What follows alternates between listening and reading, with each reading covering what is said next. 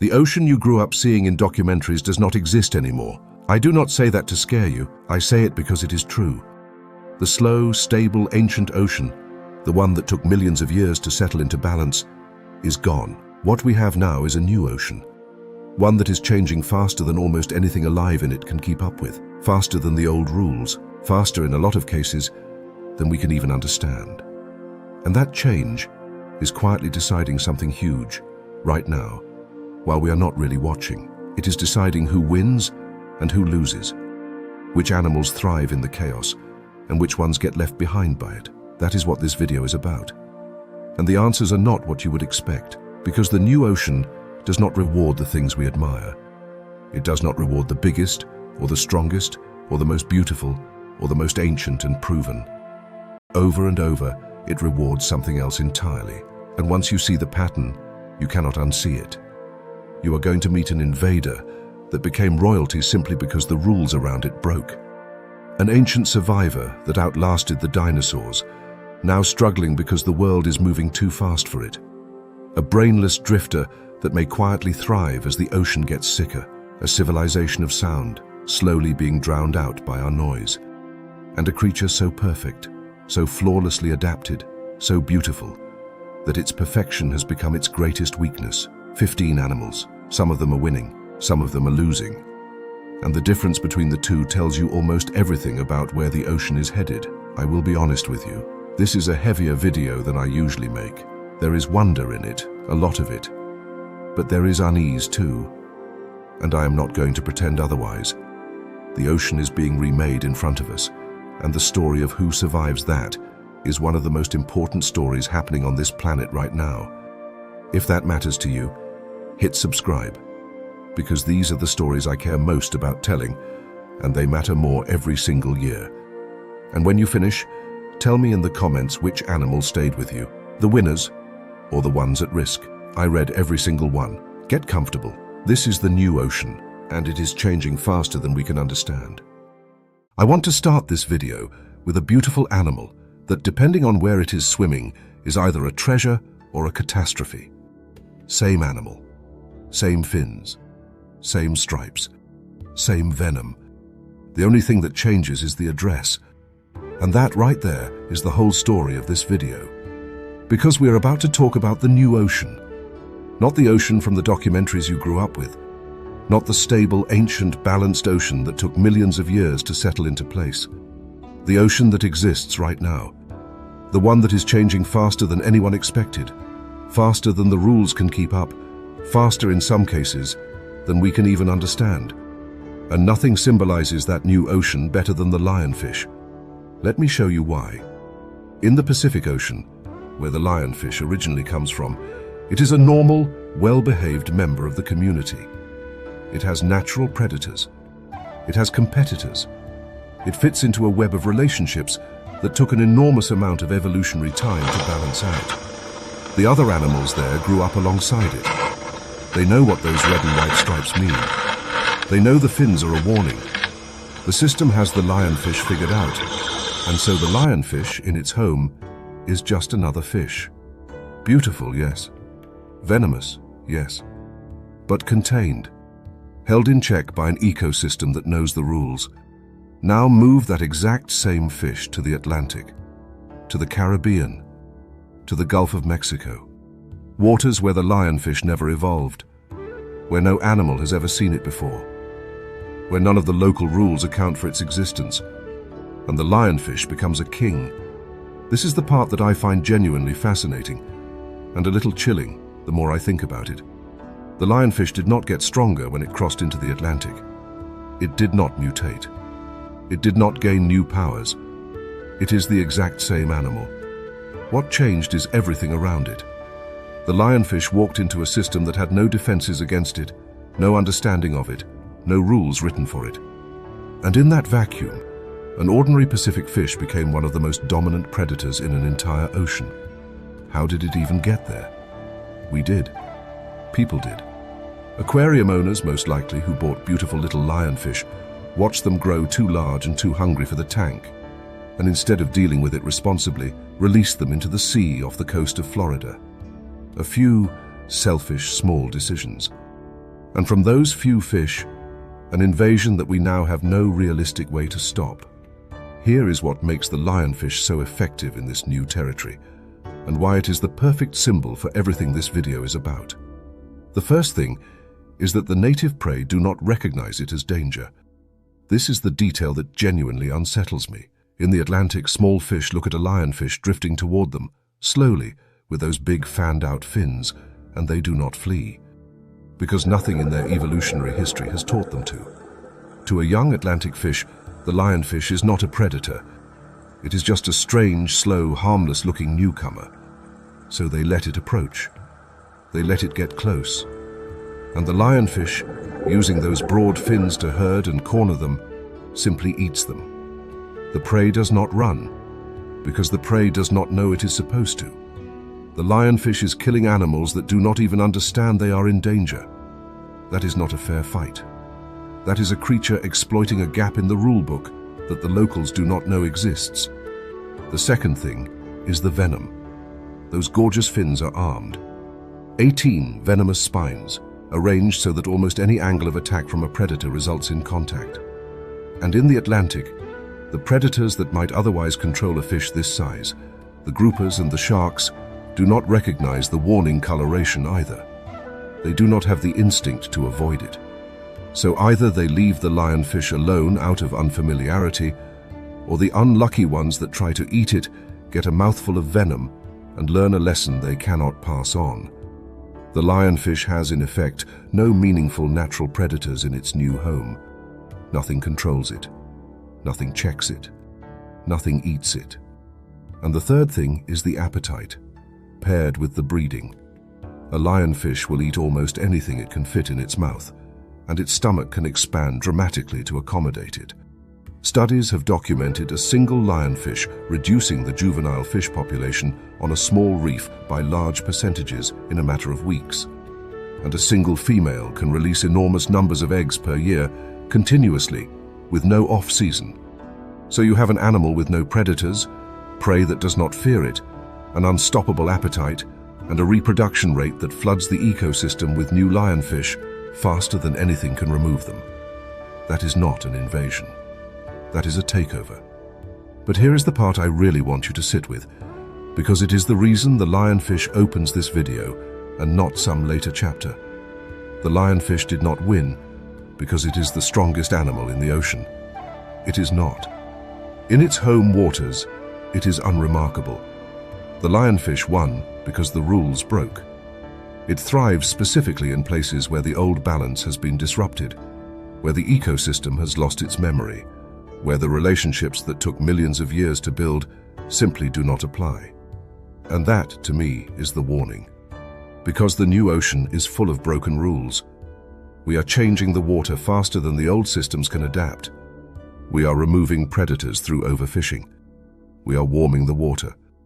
We are moving species around the planet, on purpose and by accident, faster than any natural process ever could. And every time we break one of the old rules, we create an opening, a gap, a vacuum where the established order used to be. And in those gaps, something new takes over. Usually not the most majestic animal, usually not the one that earned its place over deep time, usually the opportunist, the one that happened to be in the right place when the rules collapsed. The lionfish is not royalty because it deserves to be. The lionfish is royalty because the throne was suddenly empty and it was standing closest. I think that is the real lesson of this animal, and it is going to echo through this entire video. When an ecosystem loses its old rules, the winners are not necessarily the best. The winners are the ones that can exploit the chaos. Beauty, venom, appetite, and a total lack of natural enemies turned out to be the perfect resume for the new ocean. Tell me in the comments whether you have ever seen a lionfish in person and whether you knew its whole story. Because I think most people see that gorgeous striped fish and have no idea they are looking at one of the clearest warning signs in the entire sea. A beautiful animal in the wrong place, thriving precisely because everything around it has been thrown off balance. That is the first chapter of the new ocean, the invader that became royalty. And it is only the beginning of how strange this is going to get. I want you to meet an animal that is, in a very real sense, a visitor from the past. Not figuratively, not poetically, literally. The green sea turtle is one of the oldest survivors on this planet. Turtles like this one were swimming through the oceans alongside dinosaurs. They watched the great extinctions come and go. They survived asteroid impacts, ice ages, the rise and fall of entire worlds. The basic design of the sea turtle has worked, almost unchanged, for over 100 million years. When you look at a green sea turtle gliding through the water, you are not looking at a modern animal. You are looking at a living time machine, a creature built for an ancient ocean, still running on ancient instructions, somehow still here. And that is exactly what makes its story in this video so quietly heartbreaking. Because the turtle survived everything the old world could throw at it. It is one of the great endurance champions in the history of life. But it survived all of that by being slow, by being patient, by adapting over enormous spans of time. The turtle's whole way of existing is built around the assumption that the ocean changes gradually, that you have thousands of generations to adjust, that the world your grandchildren inherit will look more or less like the world you were born into. The new ocean does not work that way anymore. And the turtle, this magnificent ancient survivor, is now trying to navigate a world that is changing faster than its deep, slow biology was ever designed to handle. Let me show you what I mean, because the details are where this gets genuinely sad. Start with the migration. Green sea turtles perform some of the most extraordinary navigational feats in the animal kingdom. They travel thousands of kilometers across open ocean, and then they return with astonishing precision to the exact beach where they themselves were born, to lay their own eggs. The same stretch of sand, after decades away, after crossing entire ocean basins. They carry a map inside them, tuned to the Earth's magnetic field and to cues we are still trying to fully understand. And that map has guided them faithfully for millions of years. But that map assumes the beach will still be there.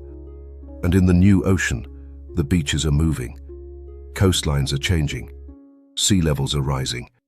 The nesting beaches that turtles return to, the ones their ancestors used for countless generations, are being eroded, developed, lit up with artificial light, and altered in ways the turtle's ancient instructions never accounted for.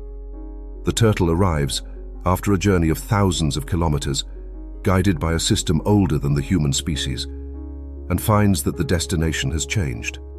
The map is perfect. The territory is not.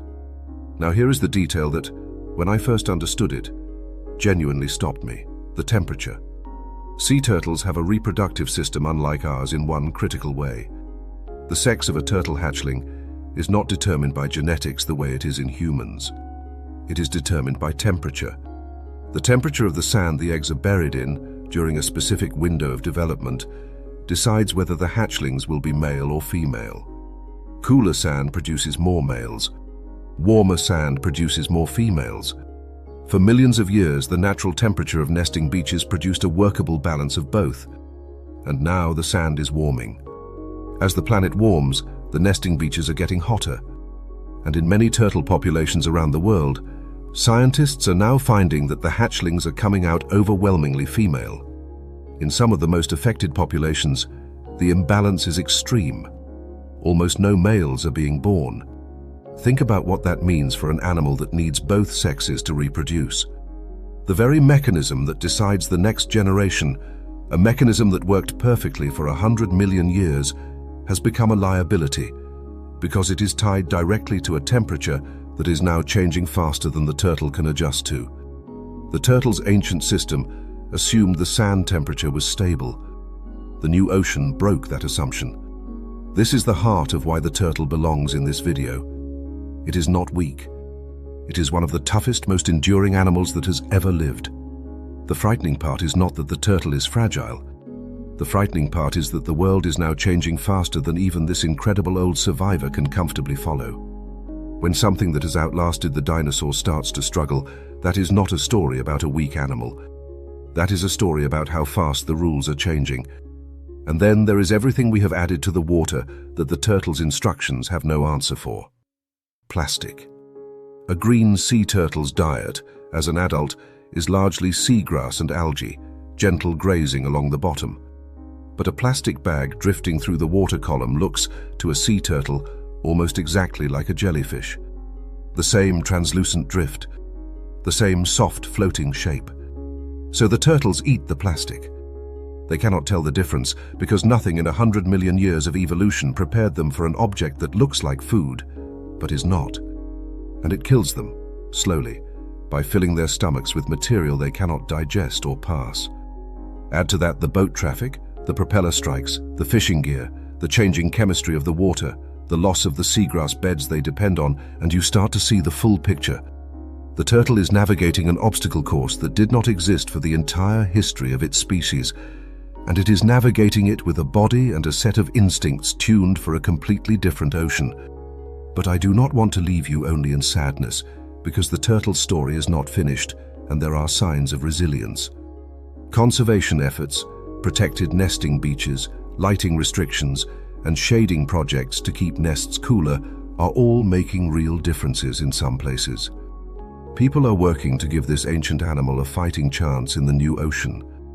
And the turtle, for its part, is tougher than almost anything. If any old survivor can find a way through, it is this one. Still, I keep coming back to the central, uncomfortable thought. The green sea turtle is proof of how powerful slow, patient adaptation can be. It is the champion of deep time. It survived by being built for a world that changes gently. And the deepest danger it faces now is simply speed. The ocean is changing faster than slow can keep up with. And for an animal whose entire genius is patience, speed might be the one thing it cannot outlast. Tell me, in the comments, how it makes you feel to know that the sex of an entire generation of these ancient animals is now being decided by how hot the sand gets.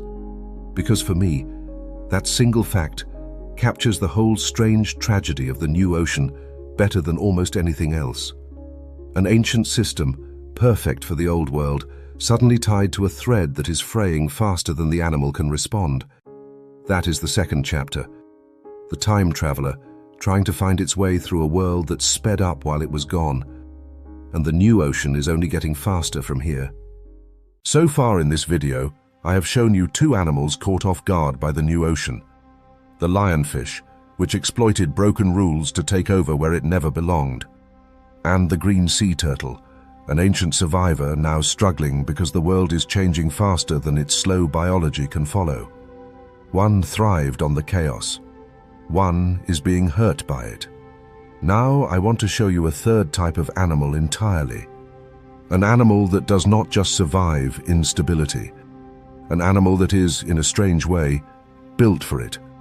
An animal whose entire approach to life is so flexible, so improvised, so resistant to needing any fixed rules at all, that a chaotic, unpredictable, rapidly changing ocean might actually be the kind of world it is best suited for. This is the octopus. And I know. The octopus shows up in every ocean video ever made, and you have heard 100 times that it is intelligent. I am not going to do that to you. I am not here to tell you the octopus is smart, opens jars, solves mazes, all of it. You know, everyone knows. That is not the interesting part for this video. The interesting part is what kind of intelligence the octopus has, and why that specific kind of intelligence might be a superpower in exactly the kind of world we are building. Let me explain, because this took me a while to fully appreciate. Most successful animals succeed by being specialists. They find a niche, they fit it perfectly, and they refine that fit over enormous spans of time. The turtle is a specialist in returning to a specific beach. A coral is a specialist in building a specific structure in specific water. Specialists are incredibly good at what they do, as long as the world stays the way it was when they evolved. But specialists have a fatal weakness. When the world changes, their perfect fit becomes a perfect trap. The thing they were built for stops existing, and they cannot adapt fast enough to find a new way. The octopus is not a specialist. The octopus is the opposite of a specialist. The octopus is an improviser. Think about how an octopus actually lives. It does not have one fixed strategy. It has a toolkit, and it pulls out whatever the moment requires. It can hunt by ambush. It can hunt by chasing. It can pry open shells, drill through them, or simply squeeze an arm into a crevice and feel around. It can hide by camouflaging into the background, or by jetting away in a cloud of ink, or by squeezing its entire boneless body through a gap barely larger than its eye. It can use tools, carry shelter, build a hideout, abandon it, and find a new one. It is constantly testing, sampling, adjusting. The octopus does not follow a script. The octopus reads the room and reacts. And here is why that matters so much for the new ocean. When the old rules break, a scripted animal is lost. It keeps running the old program in a world that no longer matches it. But the octopus never had a fixed program to begin with. The octopus wakes up every day and improvises. So when the environment shifts, when the prey changes, when the shelter disappears, when the conditions become unpredictable, the octopus does what it always does. It tests the new situation and finds a new approach. It does not need the old map, because the octopus never really used a map. It uses its wits, moment to moment, problem to problem. There is a beautiful, slightly eerie way to put this. When the world becomes unpredictable, the animal that already lives by improvisation has a massive advantage. The octopus does not fear a world without rules. The octopus thrives in a world without rules because it was already making things up as it went. Now let me add the detail that, for me, completes this picture and makes it genuinely strange. The octopus lives fast and dies young. Most octopuses live only a year or two. A few species a little longer, but by the standards of intelligent animals, the octopus has an absurdly short life. And normally we think of a short life as a disadvantage. But in a rapidly changing world, a short generation time is actually a hidden strength. Here is why. Adaptation, in the evolutionary sense, happens across generations. The faster an animal reproduces, the faster its population can shift, respond, and adjust to new conditions. A green sea turtle takes decades to reach maturity, which means its population adapts at a glacial pace. An octopus turns over its generations in a year or two. So, while the turtle's slowness becomes a liability in a fast-changing ocean, the octopus's fast life cycle lets its populations respond quickly. Combine that fast generational turnover with individual improvisational intelligence, and you have an animal that adapts both within a single lifetime and across generations, both at high speed.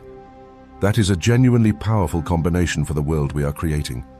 Fast-learning individuals, fast-turning generations, no fixed strategy to break, a body with no bones to constrain it, a toolkit instead of a script. And we are already seeing hints of this. In some places, octopus populations have done relatively well, even as other species have declined. There are even scientists who have noted that as overfishing removes the big predatory fish and the conditions of the ocean shift, the more flexible, fast-living, opportunistic animals, octopuses among them, may be among the ones positioned to fill the gaps. The improviser steps into the space the specialists leave behind. I want to be careful here, because I'm not saying the octopus is invincible or that everything is fine. The octopus faces its own pressures, and a damaged ocean is bad news for almost everything. But I do think the octopus represents something important about who wins and who loses in the new ocean. And it is a little unsettling, because the lesson seems to be this: the new ocean does not necessarily favor the strongest, or the biggest, or the most beautiful, or the most ancient and proven. The new ocean favors the flexible, the improviser, the animal that does not depend on the world staying the same. And that is a strange, slightly uncomfortable thought, because it suggests that the creatures most likely to thrive in the ocean we are making are not the iconic, majestic ones we love. They are the adaptable opportunists, the ones that shrug off the loss of the old rules and just figure out the new situation on the fly. The octopus tests the door. If it is locked, it tries the window. If the window is shut, it squeezes through the crack. And by the time the new rules of the ocean catch up, the octopus has already changed tactics and vanished into a hole, doing what it has always done. making it up as it goes. Tell me in the comments whether you find the octopus reassuring or unsettling. Because honestly, I feel both at once. It is reassuring that some animals are built to handle a changing world. And it is unsettling to realize that the ones built to handle it might not be the ones we would have chosen to save. That is the third chapter, the improviser, the animal that does not need a map in an ocean that is losing its map. Let me ask you a question that sounds simple and is not. When you imagine the most important animal on a coral reef, what do you picture?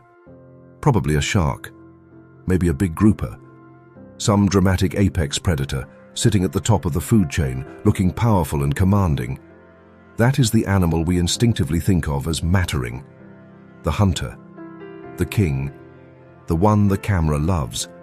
I want to suggest to you in this chapter that we might have it backwards. That in the new ocean, the animal that actually decides whether a reef lives or dies might not be the dramatic hunter at all. It might be a colorful, slightly goofy-looking fish that spends its entire day biting rocks and pooping out sand. This is the parrotfish. And I think it is one of the most underrated animals in the entire sea, and it is becoming more important, not less, as the ocean gets harder for reefs to survive in. Let me explain why, and I have to start with the most important conflict on any reef, which most people have never heard of. It is not predator versus prey. It is coral versus algae. A coral reef is, at its heart, a constant turf war between two things. The coral, which builds the reef, grows slowly, and the algae, which compete for the same space, grow fast, really fast. If the algae are left unchecked, they spread across the reef, cover the coral, block its light, and smother it to death. A reef without something to control the algae is a reef on a countdown timer. The algae will win, the coral will die, and the whole vibrant structure will collapse into a dull green carpet. So a healthy reef needs something to constantly crop the algae back.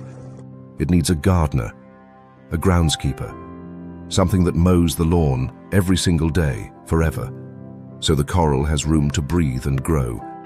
That groundskeeper is the parrotfish. Watch a parrotfish for a while and what you see is an animal that almost never stops eating. It cruises along the reef, scraping algae off the surfaces with that hard, fused beak-like mouth, taking bite after bite after bite. The famous crunching sound you hear near a reef? That is the parrotfish working. And as it scrapes the algae, it keeps the surfaces clean. It keeps the coral exposed to light. It keeps the fast-growing algae from ever getting the upper hand. Every bite is a small act of reef maintenance, and the parrotfish does this all day, every day, for its entire life. And here is the part that, in the new ocean, becomes genuinely critical, because reefs are under more stress now than at any point in recent history. Warming water, coral bleaching, pollution, acidification. The coral is fighting for its life on multiple fronts at once, and a stressed, struggling, recovering reef needs that algae kept under control more than ever. When coral is weakened, the algae are more dangerous because the coral has less strength to compete. So the role of the parrotfish, the humble groundskeeper, becomes more important precisely when the reef is most vulnerable. We have actually tested this, and the results are stark. In places where parrotfish and other grazers have been overfished and removed, reefs tip over much faster into algae-dominated wastelands. The coral cannot recover because nothing is keeping the algae back. The reef flips from a living, colorful ecosystem into a smothered green ruin, and it stays that way. Meanwhile, reefs that still have healthy parrotfish populations are far more resilient. They bounce back better. They resist the algae takeover. The presence of this one unglamorous fish can be the difference between a reef that recovers from bleaching and a reef that dies. So sit with that for a second. The fate of one of the most important ecosystems on the planet may hinge, in part, not on the sharks, not on the big charismatic predators, but on whether there are enough colorful little fish around to keep biting the rocks all day.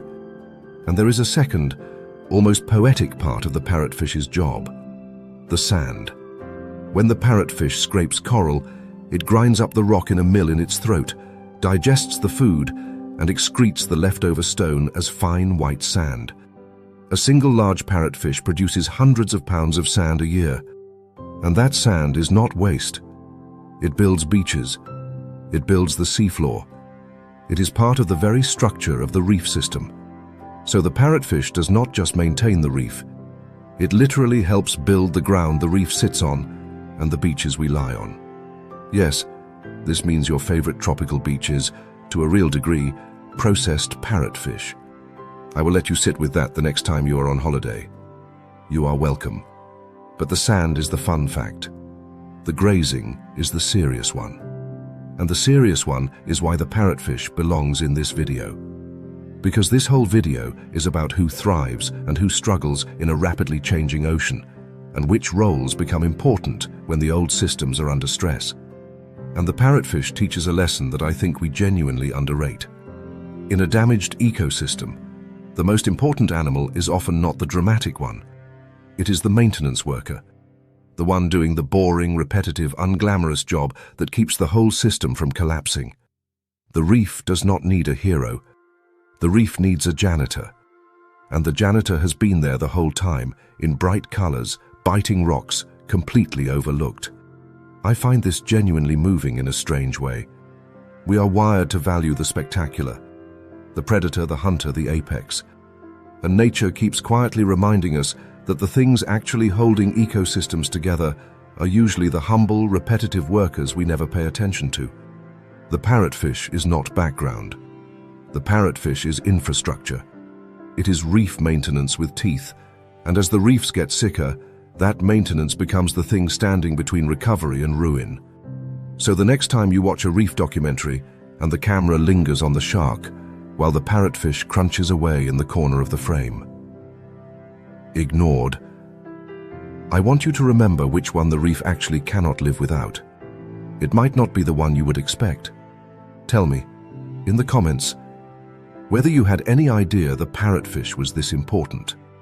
Because I think this is one of the clearest examples of how the new ocean changes what matters.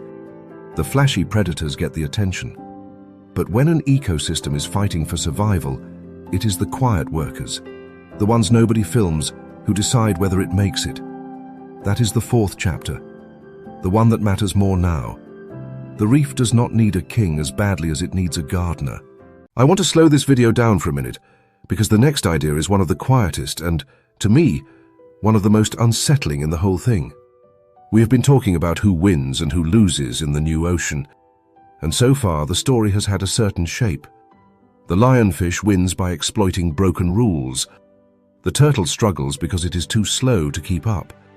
The octopus thrives by improvising. The parrotfish becomes more important as the reef weakens. Different animals, different strategies, but all of them animals you can look at and recognize as, well, animals. Complex creatures with brains and behavior and personality. This chapter is about something different. This chapter is about an animal so simple that it barely registers as alive, and the disturbing possibility that simplicity itself might be an advantage in the ocean we are creating. Let me introduce the box jellyfish. Though honestly, this chapter is about more than just one animal. It is about a whole category. The gelatinous ones. The jellyfish and their relatives. The drifting bags of almost nothing. And the box jellyfish is the one I want to focus on, because it is the one that carries a warning in its tentacles. Here is what makes the jellyfish so strange to think about in the context of a changing ocean. A jellyfish is, by almost every measure, the opposite of an advanced animal. It has no brain. It has no bones. It has no heart in the way you understand a heart. By mass, it is mostly water. It is, in a sense, the bare minimum of what you can be and still be called an animal. It needs very little. Little food. Little oxygen in many cases. Little of the rich, balanced, stable conditions that complex animals depend on. And for most of history, that simplicity kept the jellyfish in a modest background role. The ocean was full of complex, efficient, well-adapted animals that outcompeted the simple drifters. Fish ate the things jellyfish ate, and faster. Fish ate the jellyfish themselves, or their tiny young. The ocean's complexity kept the jellyfish in check, the same way the Pacific kept the lionfish in check. There was a system, and the system held them in their place. But here is the pattern that scientists have observed and that I want to lay out carefully, because it is the kind of thing that is easy to overclaim, and I do not want to do that. In some parts of the world, in disrupted marine systems, jellyfish have become more visible, more frequent, sometimes dramatically more abundant, in events called blooms. Vast gatherings of jellyfish, sometimes clogging fishing nets, sometimes shutting down coastal power plants, sometimes turning whole stretches of water into a soup of drifting bodies.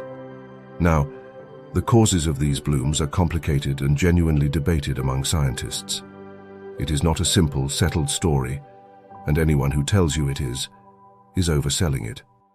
But there are real, plausible threads. Warming waters can favor some jellyfish species. Overfishing removes the fish that would otherwise compete with jellyfish for food and eat their young, leaving the jellyfish with less competition and fewer predators. Coastal disruption and changes in water chemistry can create conditions where the simple drifters do better than the complex animals that used to dominate. And when you put that pattern next to the central idea of this video, it produces a thought that is genuinely cold. What if the new ocean does not reward complexity? What if the rich, intricate, beautifully balanced ecosystems we love, full of fish and coral and clever animals, are actually the fragile ones? What if all that complexity was a luxury that only a stable, healthy ocean could afford? And what if, as we disrupt that stability, the advantage shifts away from the complex animals and toward the simple ones? The ones that need the least. The ones that can tolerate the warmer, more acidic, lower oxygen, depleted conditions that complex life struggles in. Because that is what the jellyfish represents. It is the animal that needs almost nothing. And in a degraded ocean, needing almost nothing might be the ultimate survival trait. The fish need clean, oxygen-rich, well-balanced water and abundant food. The jellyfish can tolerate conditions that would kill the fish. So as the conditions degrade, the balance can tip. Not because the jellyfish got better, but because everything around it got worse, and the jellyfish was always the one that needed the least to begin with. It is the lionfish lesson again, but on a far larger and more disturbing scale. The winners of the new ocean may not be the most impressive animals. They may simply be the ones that can survive in conditions where the impressive animals cannot. And the box jellyfish specifically adds the edge that makes this pattern feel genuinely menacing. Because the box jellyfish is not a harmless drifter. It carries in its nearly invisible tentacles one of the most potent venoms in the entire ocean. A contact-killing system loaded into a transparent body that you cannot see coming. So when you imagine a future ocean where the complex, beautiful animals have thinned out and the simple, gelatinous ones have become more dominant, the box jellyfish reminds you that some of those simple drifters are also lethal. A warmer, emptier, simpler sea is not just a sadder sea. In places, it could be a more dangerous one. I want to be honest with you about the uncertainty here because I respect you enough not to oversell it. We are not living in a jellyfish-dominated ocean. The picture is mixed, regional, and complicated. Some jellyfish populations rise, others do not. The science is still being worked out. So do not walk away thinking the sea is about to become nothing but jellyfish. That is not what I'm saying. What I'm saying is that the pattern is real enough, and the logic behind it is sound enough, that it should make us pause, because it suggests something we do not want to be true. That the more we destabilize the ocean, the more we may be tilting it away from the complex life we cherish and toward the simple life that needs the least. And the box jellyfish, brainless, boneless, nearly invisible and quietly lethal, is the perfect cold symbol of that possibility. Tell me in the comments how that idea sits with you, because for me it is one of the most haunting in this entire video. We tend to assume that nature, left to itself, trends toward richness and complexity. The new ocean raises the unsettling question of whether, under enough stress, it could trend the other way, toward the simple, toward the drifting, toward the animals that ask for almost nothing and in return can endure almost anything. That is the 5th chapter, the ones that need the least. And it is the quietest warning in this whole video. I want to bring back the lionfish for a moment, because the next animal only makes sense in contrast to it. In Chapter 1, I told you the lionfish became royalty in the Atlantic because the rules broke. It is an animal that thrives on chaos, on disruption, on a system that has lost its memory. It wins precisely because the old order has collapsed. This chapter is about the opposite kind of animal. An animal that was royalty under the old rules. An animal that earned its power the slow, honest way over a long life in a stable system that rewarded exactly what it was good at. An animal that still has all of that power, every bit of it, and is discovering that in the new ocean, power is no longer enough. This is the grouper. And the grouper, to me, feels like an old king watching the walls of his own kingdom begin to crack. Let me first remind you what the grouper actually is, because it is genuinely formidable. The grouper is a large, heavy-bodied ambush predator. It does not chase its prey across open water. It waits, pressed against the reef, blended into the structure, completely still, and when a fish drifts into range, it opens its enormous mouth so fast and so wide that it creates a vacuum, and the prey is simply sucked in before it can react. It does not bite its food, it inhales it. The grouper is a master of patience, of position, of explosive precision. In a healthy reef, the big grouper is one of the dominant forces, a true reef boss. But here is the thing about how the grouper became a boss, and it is the key to understanding its vulnerability in the new ocean. The grouper got powerful by getting old. A large grouper is not a young animal. Many grouper species grow slowly and live a long time, decades in some cases. The biggest, most dominant individuals are often the oldest. They have spent years learning their territory, memorizing every crevice and corridor and ambush point on their patch of reef. They have grown large enough that their suction strike can take bigger prey. Their power is the accumulated product of a long life lived in one place. The grouper is the embodiment of slow, patient, place-based success. It is a creature of stability. It assumes the reef will stay where it is, that the prey will keep coming, that the structure it has memorized will endure, that it will have the years it needs to grow into its strength. And every one of those assumptions is now under threat in the new ocean. Start with the most direct one. The grouper's slow growth and long life, the very thing that makes it so powerful, also makes it terribly vulnerable to overfishing. Think about it. An animal that takes many years to reach its full size and breeding potential cannot replace itself quickly. If you remove the big groupers faster than new ones can grow up to take their place, the population crashes, and it crashes in a way that is very hard to recover from. The fast-breeding opportunists, the lionfish, the jellyfish, the improvisers, can bounce back from heavy losses in a season or two. The slow-growing old king cannot. Pull out the big groupers, and you have removed individuals that took decades to make. And decades is exactly what the new ocean is no longer offering. There is an extra cruelty in this for the grouper, because of how its biology works. Many grouper species change sex as they age, typically beginning life as females and becoming males as they grow larger and older. Which means the biggest individuals, the ones fishing pressure targets first, are often the males, and the breeding males specifically. So heavy fishing does not just reduce the numbers, it can strip out the breeding males and throw the whole reproductive structure of the population into disarray. The system that worked beautifully under stable, lightly pressured conditions becomes a liability when the pressure spikes. The grouper's life history was tuned for an old, patient ocean. The new ocean does not have the patience for it. And then there is the kingdom itself, the reef. The grouper's entire strategy depends on structure, on a complex, healthy reef full of crevices and corridors and ambush points and abundant prey. The grouper is a creature of place. It belongs to its reef the way a king belongs to his castle. But the reefs are the thing under the most stress in the entire ocean. Bleaching, warming, acidification, the loss of coral cover. When the reef degrades, the grouper's whole world degrades with it. The ambush points flatten out, the prey thin out. The structure that the grouper spent its long life memorizing simply erodes, and the grouper cannot just pack up and move. It is tied to its place, to its territory, to the kingdom it knows. When the walls crack, the king cannot easily find a new castle. This is what I mean about power not being enough. The grouper still has everything that made it dominant. The size, the strike, the patience, the intelligence. None of that has been taken away.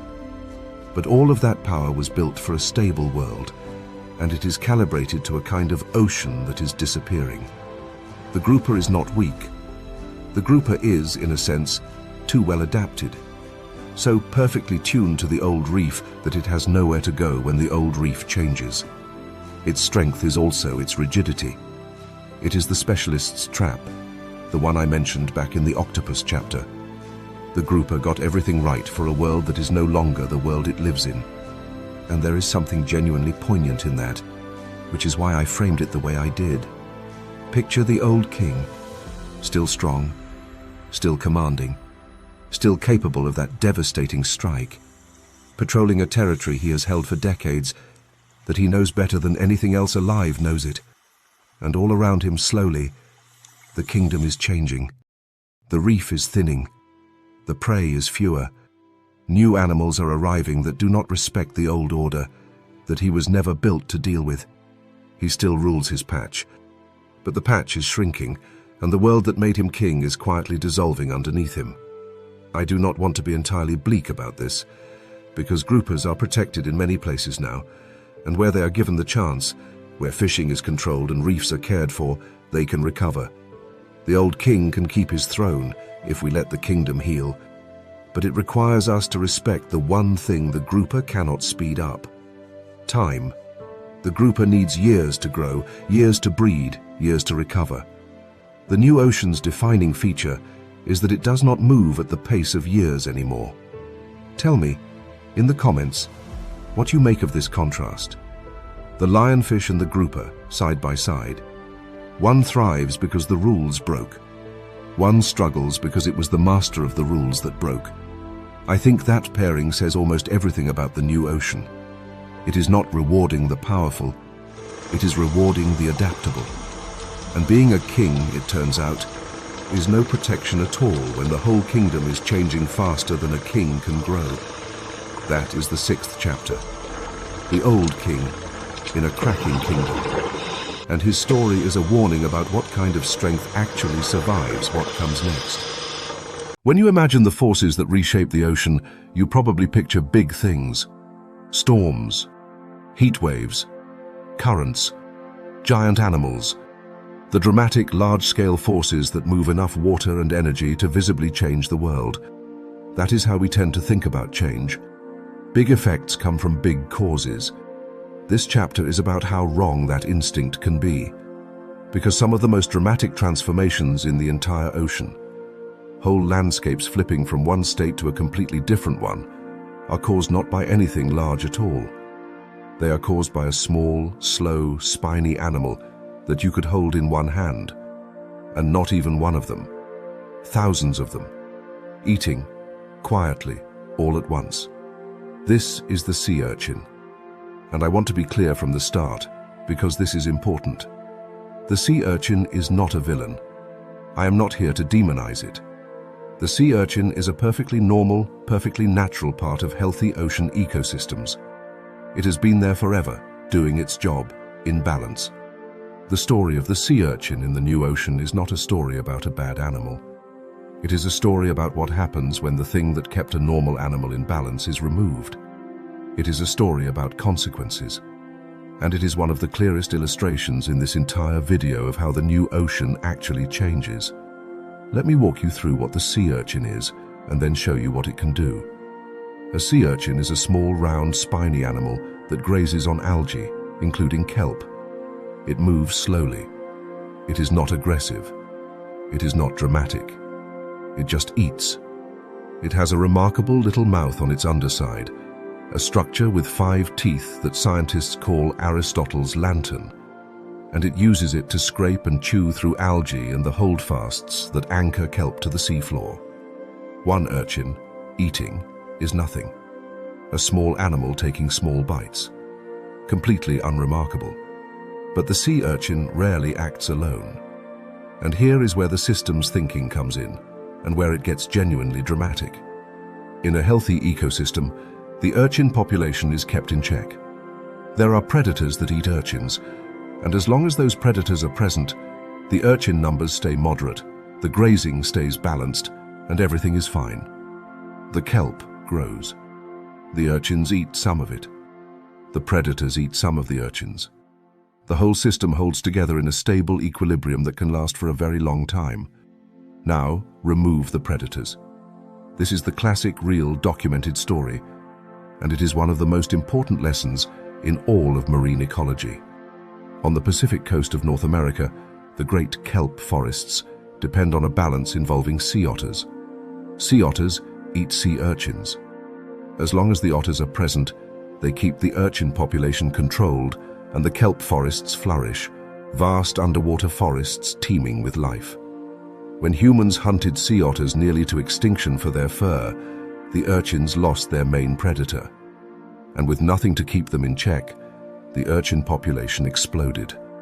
And then those thousands upon thousands of small mouths went to work. The urchins ate the kelp. Not just the leaves, but the holdfasts, the bases that anchor the kelp to the rock. And without the otters to control them, they ate and ate and ate until the lush, towering kelp forest, one of the most productive ecosystems on the planet, was stripped down to bare rock. Scientists have a name for what is left behind. An urchin, barren. A flat, grey, desolate seafloor, covered in nothing but urchins, where a thriving forest used to stand. The fish are gone. The diversity is gone. The structure is gone. All of it eaten away, not by a storm, not by a giant, but by thousands of small, spiny animals doing the only thing they know how to do. That is the power of the sea urchin. And I want you to really feel the scale of the lesson here. The urchin did not change. The urchin did not become more aggressive or more hungry. The urchin behaved exactly the same as it always had. What changed was the system around it. Remove one predator, the otter, and you unleash a small grazer whose collective appetite can erase an entire forest. The big dramatic transformation, a forest becoming a wasteland, was caused by the smallest, quietest possible mechanism. Tiny mouths, eating, in the absence of anything to stop them. This is why the sea urchin belongs in a video about the new ocean. Because the new ocean is full of situations exactly like this. We are removing predators through overfishing all across the world. We are altering the balances that took millennia to establish. And every time we remove a control, we risk unleashing a grazer, a competitor, an opportunist that was being held in check the whole time. The lionfish was held in check by its home ecosystem. The urchin was held in check by its predators. Pull out the control, and the held-back force comes roaring out, and it reshapes the landscape. And here is the part that ties it to the deeper theme. The sea urchin shows us that the new ocean is not only changed from the top down by heat and storms and the loss of giants. It is also changed from the bottom up by the small and the many, by the collective action of thousands of tiny bodies that individually mean nothing but together can flip an entire ecosystem from one state into a completely different one. A reef, a kelp forest, a whole seafloor, transformed by small mouths eating at once the thing that restrained them is gone. There is something almost humbling in that. We are so focused on the dramatic causes, the visible giants and the headline disasters, that we overlook how a tiny grazer, multiplied by the thousands and released from its natural check, can do as much damage as any storm. The sea urchin is a reminder that in the ocean, scale is deceptive. Small does not mean unimportant. Slow does not mean harmless. A spiny little animal that fits in your palm can, under the right broken conditions, turn a forest into a desert. And the otter story has a hopeful ending, which I want to give you, because it proves the system can heal. Where sea otters have been protected and have returned, the urchins came back under control, and the kelp forest began to regrow. The same lever that broke the system, the predator restored it when it was put back. Balance, it turns out, is not gone forever. It just depends on keeping the controls in place. Tell me in the comments whether you ever thought of a sea urchin as a force capable of erasing a forest. Because I did not, until I understood this story, and now I cannot look at one the same way. It is not a monster. It is a measure. The state of the urchins tells you the state of the system. When the small mouths run wild, it means something larger has already gone wrong. That is the 7th chapter. The small mouths that reshape the world. A reminder that in the new ocean, the biggest changes do not always come from the biggest things. I want you to forget everything cute you have ever been told about dolphins.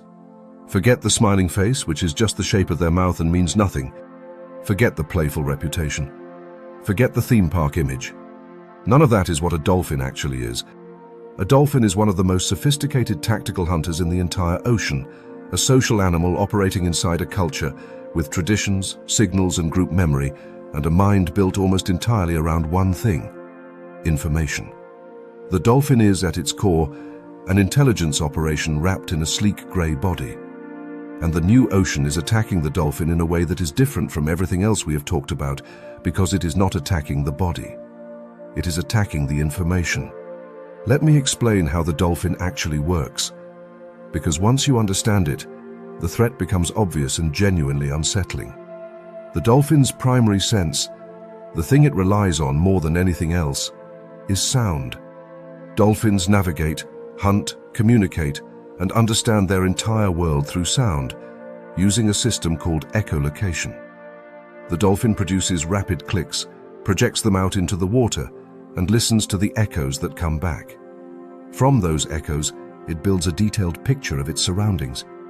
It can tell the size of an object, its distance, its shape, its texture, and even, in the case of prey, what is inside it, because the sound penetrates and reveals internal structure. A dolphin hunting a fish hidden in the sand can find it by sound alone, can essentially see through the sea floor with acoustic information. The dolphin does not just hear its world. The dolphin reads its world in extraordinary detail through sound. And it is not only echolocation. Dolphins are intensely social, and their society runs on sound too. They communicate constantly using whistles and other signals. Each dolphin appears to have a signature whistle, the equivalent of a name, which it uses to identify itself and which others use to call it. They coordinate complex group hunts through acoustic signals, herding fish together, taking turns, executing strategies that require real-time communication and shared understanding. In some places, dolphins have developed local hunting techniques, passed down through generations, genuine cultural traditions that differ from one population to another. One group uses sponges as tools to protect their snouts while foraging. Another drives fish up onto mud banks in a coordinated maneuver. These are learned behaviors, taught and inherited, transmitted through the group. The dolphin is not just an individual intelligence. It is part of a networked intelligence, a society that stores knowledge and shares it, and the medium that holds that society together is sound. So everything that matters to a dolphin, hunting, navigating, communicating, maintaining its culture, runs through a single channel: acoustic information. The dolphin's entire existence depends on its ability to send and receive sound clearly. Its strength is information, and its medium is the quiet, sound-conducting water of the ocean. Now, think about what we have done to that water. The modern ocean is loud. Astonishingly, increasingly, relentlessly loud. We have filled it with sound. Ship engines by the thousands droning across every major shipping lane on the planet. Sonar. Seismic surveys, where air guns are fired into the sea floor to map oil and gas deposits, producing some of the loudest human-made sounds in the sea, booming out repeatedly for days or weeks at a time. Construction. Drilling. The constant mechanical hum of human activity, spreading through the water, which carries sound far better and farther than air does. For an animal whose entire life is built on reading sound, this is not a minor inconvenience. This is an assault on its core sense. Imagine trying to have a detailed, life-or-death conversation in a room where the volume keeps rising. At first you raise your voice, Then you have to repeat yourself. Then you start to miss things. Then the noise becomes so overwhelming that you cannot hear the one signal you were straining to catch. That is what we are doing to the dolphin's world. We are flooding its information channel with noise, and the consequences are real and documented. Noise can mask the echoes a dolphin needs for echolocation, making it harder to hunt. It can drown out the whistles dolphins use to stay coordinated and to keep the group together. It can disrupt the communication that holds a hunting strategy together. In extreme cases, intense human sound has been linked to disorientation and strandings in some marine mammals. The dolphin is being forced to operate its most important sense in conditions that get noisier every year. Its great strength, its mastery of acoustic information, is being undermined not by removing the ability, but by polluting the channel it depends on. And here is the part that I find genuinely tactical and a little heartbreaking at the same time. The dolphin is smart enough to adapt, at least partly. There is evidence that in noisy areas, dolphins change their behavior. They alter the frequency or volume of their calls to try to be heard over the noise. They repeat signals. They adjust. The dolphin, being the brilliant, flexible mind that it is, fights back against the noise by working harder to communicate. But that adaptation has a cost. It takes more energy. It is less efficient. And there is a limit. You can only raise your voice so far before the room is simply too loud to work in. There is one more pressure I have to mention, because it is part of the same picture. The dolphin's intelligence and social nature also bring it into direct, dangerous contact with human fishing. Dolphins follow fishing boats. They raid nets. They get entangled and drown in gear meant for other species. Their curiosity and their tactical opportunism, the same traits that make them such successful hunters, also draw them into the most hazardous interactions with us. The smart, social, opportunistic animal keeps showing up where the danger is, because that is where the easy food is. So the dolphin's place in the new ocean is a strange and pointed one. Here is an animal whose strength is not size, not venom, not armor, not speed, but information. Sound, signals, group memory, culture. And the specific way the new ocean threatens it is by degrading that information. Not by making the water hotter, though that matters too. Not by removing its prey, though that matters too. But by filling the sea with noise. By making the world harder to read. By drowning out the signals that the dolphin's entire way of life depends on. I find this a uniquely modern kind of threat, and that is exactly why it belongs in this video. We are not just changing the ocean's temperature and chemistry. We are changing its information environment. We are making it louder, messier, and harder to interpret. And for the animals whose greatest asset is their ability to read the world, that is a profound and specific kind of harm. The dolphin has the mind to handle a changing ocean. What it may not be able to handle is an ocean it can no longer hear properly. Tell me in the comments whether you had ever thought about noise as a form of pollution.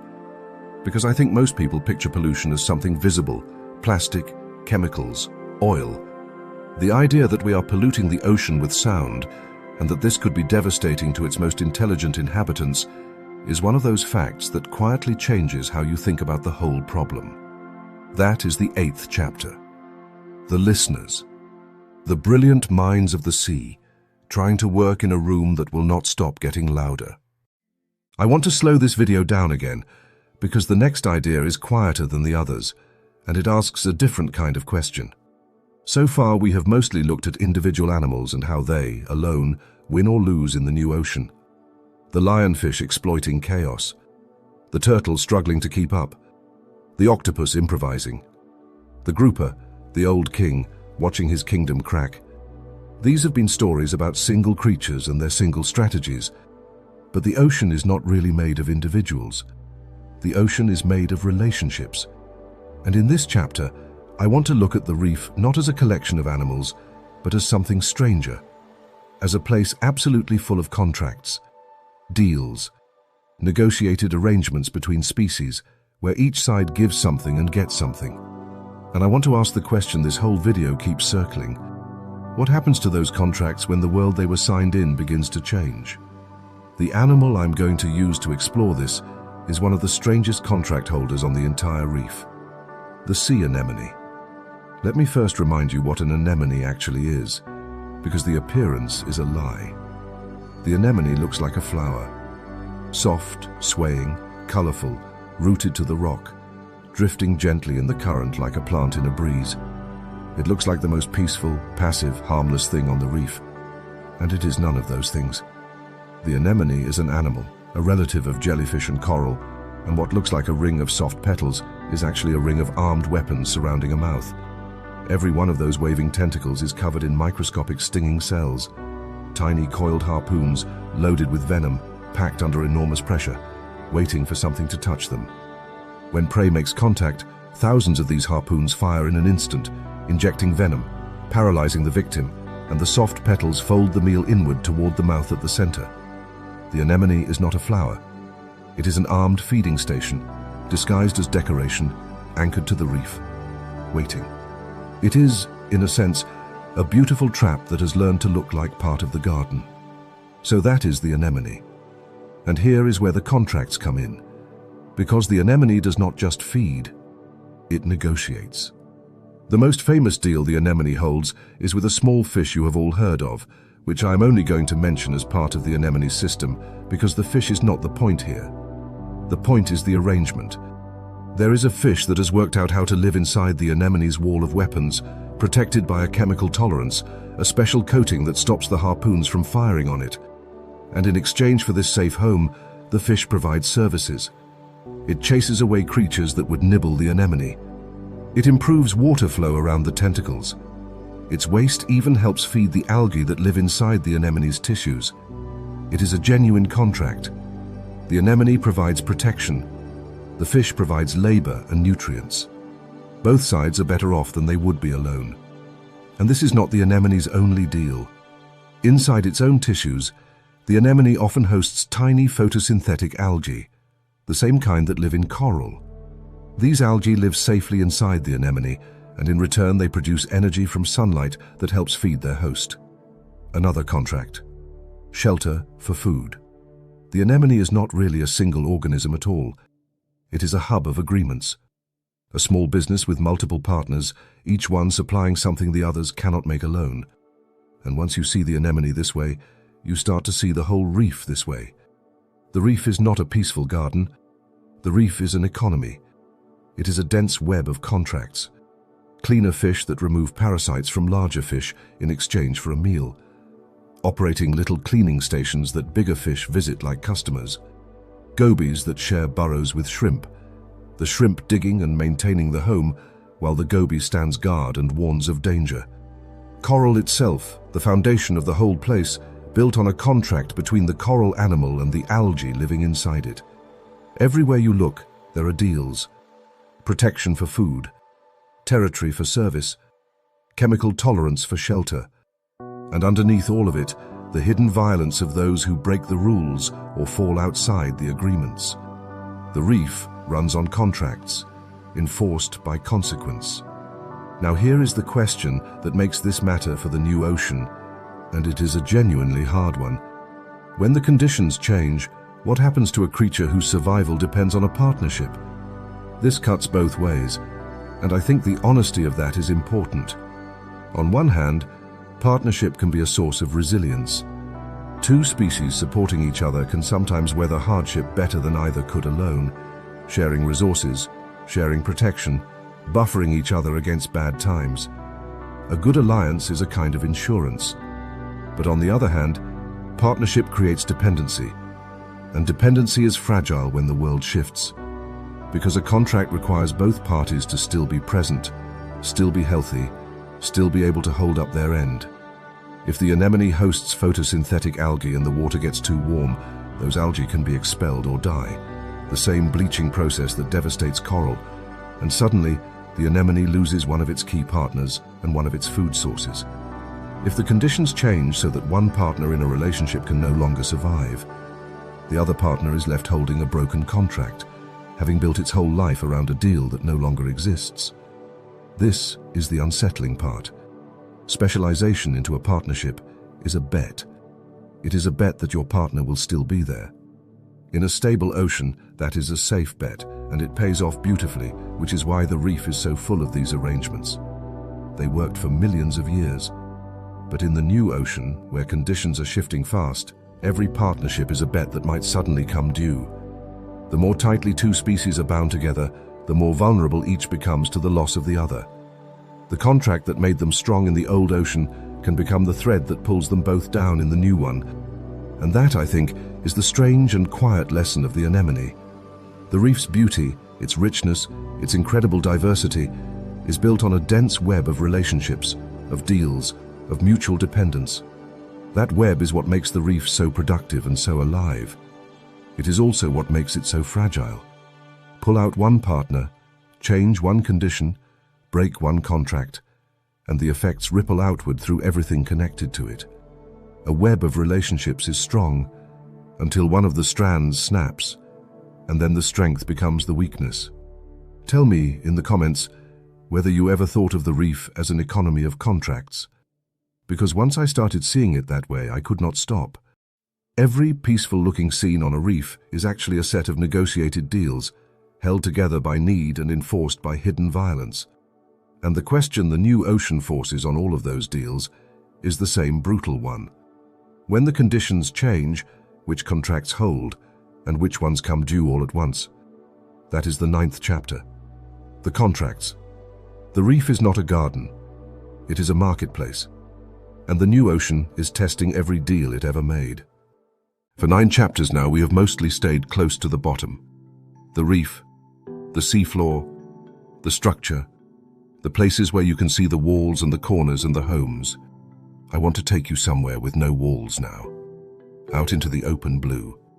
Into the part of the ocean that has no reef, no floor in sight, no structure at all. Just water and light, and the vast emptiness that makes up most of the sea. And I want to introduce you to an animal that lives out there, in that openness, and that depends completely on patterns you cannot see. This is the manta ray. And the manta ray is going to teach us something about the new ocean that none of the previous animals could. Because the manta lives at the mercy of the ocean's invisible systems. And those systems are exactly what is changing fastest and most quietly of all. Let me first give you the manta itself, because it deserves the awe. The manta ray is enormous. The largest species can have a wingspan of up to 7 meters, wider than most rooms. And despite that size, it moves with a grace that is almost impossible to describe. It does not swim so much as fly, beating its huge triangular wings in slow, powerful, hypnotic strokes, gliding through open water like something out of a dream. It is one of the most genuinely beautiful sights in the entire ocean. People travel across the world just to swim near one. And the manta is intelligent too, with one of the largest brains relative to body size of any fish. It is curious. It investigates divers. It seems, by many accounts, genuinely aware. So here is the surprise, the thing that makes the manta perfect for this chapter. This colossal, magnificent, intelligent giant eats some of the smallest food in the ocean. Plankton. Tiny drifting organisms, many of them microscopic, suspended in the water. The manta cruises through the open sea with its mouth open, funneling water through specialized filtering structures, straining out the plankton and letting the water pass through. The biggest ray in the ocean lives on a diet of the nearly invisible. We have seen this paradox before in this series, the giant living on the tiny. But the manta adds a twist that the others did not, and it is the key to this whole chapter. Because the plankton the manta depends on is not spread evenly through the ocean. Far from it. The open sea is, for the most part, a desert. Vast stretches of it contain very little life at all. The plankton the manta needs is concentrated, gathered into specific patches, in specific places, at specific times, by forces the manta cannot see and cannot control. What gathers the plankton? The invisible systems, the currents that sweep through the ocean, carrying nutrients, the places where deep, cold, nutrient-rich water rises to the surface, called upwellings, fueling explosions of plankton growth, the temperature gradients, the seasonal blooms, the productivity of the water, which depends on a delicate interplay of sunlight, nutrients, temperature, and flow. All of these forces, working together, decide where the plankton gathers. And those gatherings are the manta's food. They are, in effect, invisible roads of abundance running through an empty blue desert. And the manta's entire life is the act of finding and following those roads. Think about what that means. The manta does not get to decide where its food is. The manta does not hunt prey. It can chase down. The manta is utterly dependent on where the ocean chooses to concentrate its plankton, and that is dictated by enormous, invisible physical systems that the manta can only respond to, never command. The manta is a follower. It reads the ocean's invisible patterns, and it goes where the abundance is. When the currents shift, the manta shifts. When the upwelling arrives, the manta arrives. When the bloom appears, the manta is there. Its great migrations across the open sea are not random wandering. They are the manta tracing the invisible highways of food that the ocean's physical systems lay down. And this is exactly why the manta is such a powerful symbol for the new ocean. Because those invisible systems, the currents, the upwellings, the temperature patterns, the productivity, are precisely the things that are now changing. We talk a lot about the visible damage to the ocean. The plastic, the dead reefs, the overfishing. But underneath all of that, the great invisible machinery of the ocean is shifting too. Warming water changes how the currents flow. It changes where the cold, nutrient-rich water rises. It changes the timing and the location of the plankton blooms. It redraws the invisible roads. And when you redraw the roads, what happens to the animal that spent its whole life learning to follow them? The manta's migrations, its feeding, its survival, are all tuned to invisible patterns that were, until recently, reasonably reliable. The bloom came at this time, in this place, year after year. The manta knew the roads. Now the roads are moving. The blooms are shifting in timing and location. The currents are changing. The manta is following a map of abundance that is being quietly redrawn beneath it, and it has no way to know it until it arrives at the place where the food used to be and finds empty water. This is the deeper, harder truth that the manta reveals. The ocean's invisible systems decide who eats and who vanishes, not the dramatic, visible events. The quiet, unseen patterns of current and temperature and productivity. We cannot see them. We can barely track them, even with all our science.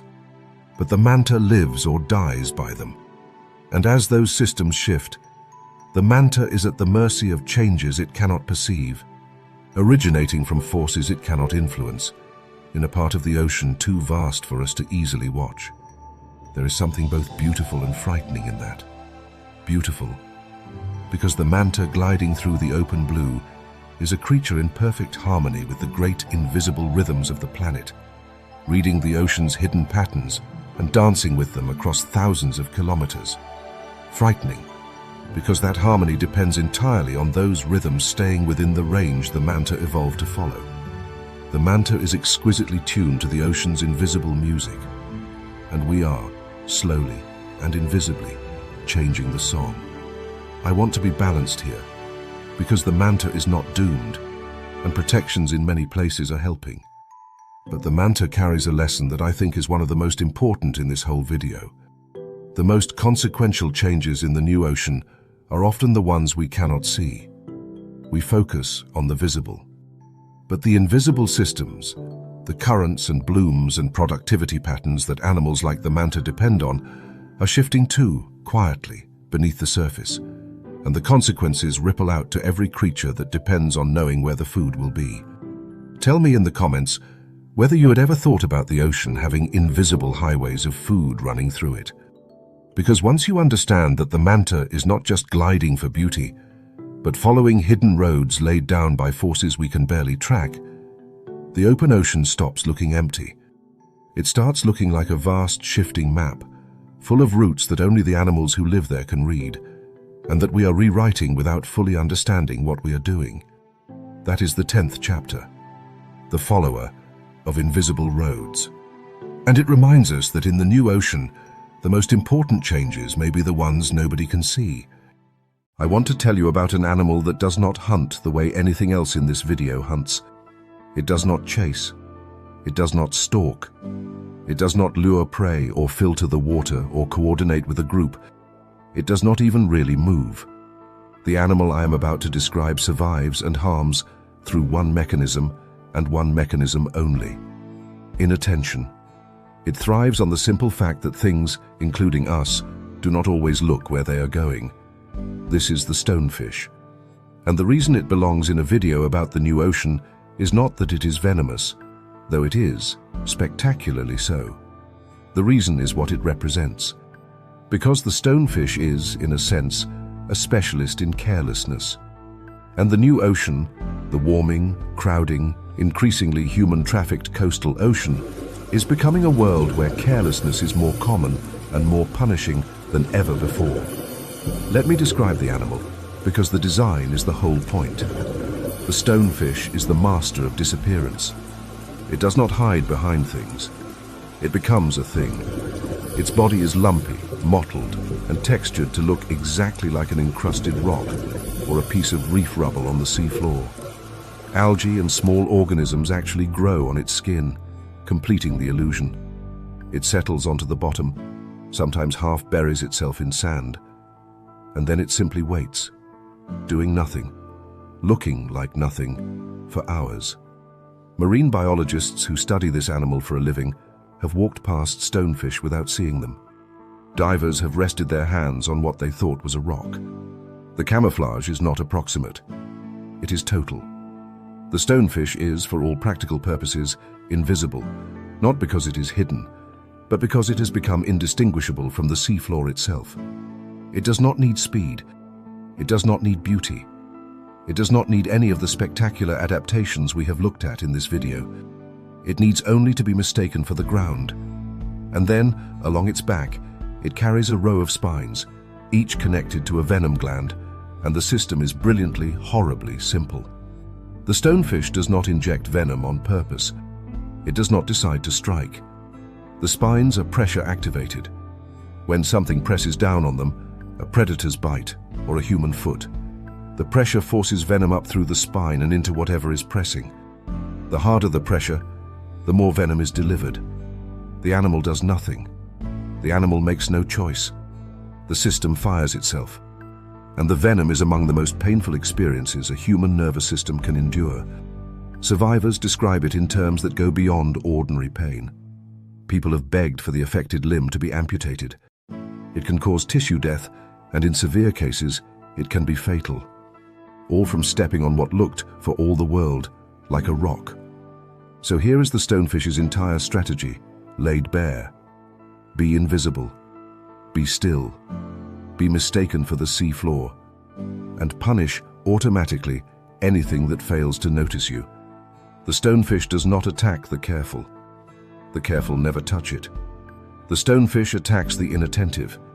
It is, in the most literal sense, a trap that springs only on those who are not paying attention. Now here is why this matters more in the new ocean, and where the deeper idea comes in. The stonefish lives in shallow coastal waters, the same shallow coastal waters where humans increasingly go. And the new ocean is changing those shallows in ways that play directly into the stonefish's strategy. Think about it. Coastal populations are growing. Tourism is expanding. More people than ever are wading, swimming, snorkeling, and fishing in tropical shallows. The overlap between humans and stonefish habitat is increasing simply because there are more of us in the water. And the habitat itself is becoming more confusing. As reefs degrade, they break down into rubble. Coral structure flattens into mixed fields of sand, broken coral and stone, exactly the kind of cluttered, ambiguous, hard-to-read bottom that the stonefish disappears into best. Storms, which are intensifying, churn up and rearrange the seafloor. Visibility shifts with changing water conditions and sediment. The shallow seafloor of the new ocean is, in many places, becoming a more confusing, more disturbed, harder-to-read environment than it used to be. And a more confusing seafloor is the stonefish's ideal world. The harder the bottom is to read, the more likely something is to step on the wrong rock. So the stonefish does not need to adapt to the new ocean at all. It does not need to change a single thing about itself. The new ocean adapts toward the stonefish. More people in the water, more degraded and confusing seafloor, more disturbed habitat, more chances for the fatal mistake of bad attention. The stonefish wins not by getting better, but by the world getting more careless and more chaotic around it. It is the lionfish lesson again in yet another form. The animal that thrives is the one positioned to benefit when the conditions degrade. But I framed this chapter the way I did, the price of not looking. Because I think the stonefish is really a story about us, and about a particular kind of vulnerability we are creating for ourselves. The new ocean is a world where careless attention is increasingly punished, where we enter environments faster than we understand them, where we disturb and confuse the very places we move through and then move through them without looking closely. The stonefish is the perfect embodiment of the consequence. It is the seafloor's quiet reminder that in a changing, crowded, disturbed coastal world, the cost of not paying attention is going up. And there is a genuinely practical lesson buried in here which I want to give you plainly because it could matter to someone watching. In places where stonefish live, you do not stride confidently across the shallow seafloor. You shuffle your feet along the bottom. You watch where you put your hands, you wear protection on your feet, and you treat every rock as a maybe. The defense against the stonefish is simply attention, care, looking closely. The animal punishes carelessness, and the cure is to not be careless. In a strange way, the stonefish demands of us exactly the thing the new ocean demands of us everywhere: to slow down, to look, to pay attention to a world we are changing faster than we understand. Tell me in the comments whether you have ever swum or waded in waters where stonefish live, and whether you knew to shuffle your feet. Because I think the stonefish carries a lesson far bigger than itself. It is not really a story about a deadly fish. It is a story about a world that increasingly punishes bad attention and an animal perfectly built to collect that debt. That is the 11th chapter, the price of not looking. The stonefish does not chase the new ocean. It simply waits for the new ocean to stop paying attention. A few chapters ago, I told you about the dolphins and how the new ocean threatens them by filling their world with noise. I want to return to that idea now, because there is another animal that lives by sound, and it lives deeper, larger, and stranger than the dolphin. And to understand what we are doing to it, you have to understand that this animal is not just a sound-using creature. This animal is, in a real sense, a sound-based civilization, moving through the deepest darkness on Earth. This is the sperm whale, and it is the largest scale jump in this entire video, so let me set it properly. The sperm whale dives deeper than almost any other air-breathing animal alive. It descends more than a mile into the ocean, into water so deep that no light from the surface ever reaches it. Total, permanent darkness, crushing pressure that would destroy most living things, near freezing cold. And the sperm whale does this on a single breath, holding it for up to an hour and a half, its body engineered to survive conditions that should be impossible for a warm-blooded, air-breathing mammal. I have talked before about the staggering machinery that makes that dive possible, so I will not dwell on it here. What I want to focus on is what the whale does once it is down there, in that black, crushing world. Because down there, in the dark, the whale cannot see. And so the whale lives entirely by sound. The sperm whale's head is one of the most extraordinary acoustic instruments in nature. It produces powerful clicks, the loudest biological sounds on the planet, and projects them out into the darkness. Those clicks bounce off objects and return as echoes, and from those echoes, the whale builds a detailed three-dimensional picture of a world it cannot see. It hunts giant squid in the abyss this way, finding them in total darkness through sound alone. The whale does not see the deep. It listens to it, and from the listening, it builds an entire understanding of its surroundings. Sound is not one of the whale's senses. In the deep dark, sound is the whale's entire reality. But the clicks are not only for hunting, and this is where the phrase you gave me, sound-based civilization, becomes literally true. Sperm whales are deeply social. They live in close family units, and they communicate using patterned sequences of clicks called coders. And here is the part that has, in recent years, genuinely stunned the scientists studying it. These codas are not random. They appear to carry structure. Different family groups, different populations use different patterns of clicks, like dialects, like accents, like cultural signatures that mark who belongs to which group. Calves appear to learn the codas of their family. Knowledge and identity are passed down through sound. And the more researchers analyze these click patterns using modern tools and machine learning, the more they find a level of structural complexity that is forcing scientists to take seriously the possibility that sperm whale communication may be far richer than we ever imagined. We are, right now, in the early stages of trying to decode it, so sit with what that means. The sperm whale is not just an animal that uses sound. It is a creature whose hunting, whose navigation, whose social bonds, whose family identity, whose culture, and possibly whose language, are all built entirely out of sound. Everything that makes a sperm whale's life what it is travels through one medium, acoustic vibration in water. The sperm whale is, in the truest sense, a civilization of sound, moving through the dark, holding itself together with clicks. Take away the sound, and you do not just blind the whale, you unravel its world. And now consider what we are doing to the ocean's sound. We are filling it with noise. I said this in the dolphin chapter, but for the sperm whale the stakes are even higher, because the whale operates at greater range and greater depth, and because so much more of its existence depends on the clarity of sound. The ocean is increasingly crowded with the drone of ship engines, thousands of them, crisscrossing the seas, with military sonar, with seismic surveys, where air guns are fired into the seafloor to search for oil and gas, producing enormous, repeated blasts of sound that travel for hundreds of kilometers underwater, booming through the deep for days and weeks at a time. The deep ocean, which for the entire history of the sperm whale was a quiet, sound-conducting medium that the whale could read with exquisite precision, is becoming loud, cluttered, polluted with artificial vibration.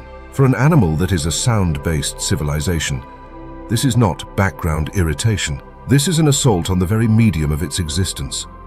Noise can interfere with the echoes the whale needs to hunt in the dark. It can mask the codas that hold families together and carry their culture. It can disrupt communication across the vast distances that sperm whale society depends on. We are changing the voice of the ocean, and the sperm whale is perhaps the being most completely defined by that voice. There is something almost philosophical in that, and it is why this chapter belongs in the video. Because the new ocean is not just changing in temperature and chemistry, it is changing in sound. We are altering the acoustic character of the entire sea. And we tend not to think about that, because we are visual creatures. We notice what we can see, the dead reef, the plastic. We do not notice that we have made the ocean loud, because the ocean's sound was never something we experienced in the first place.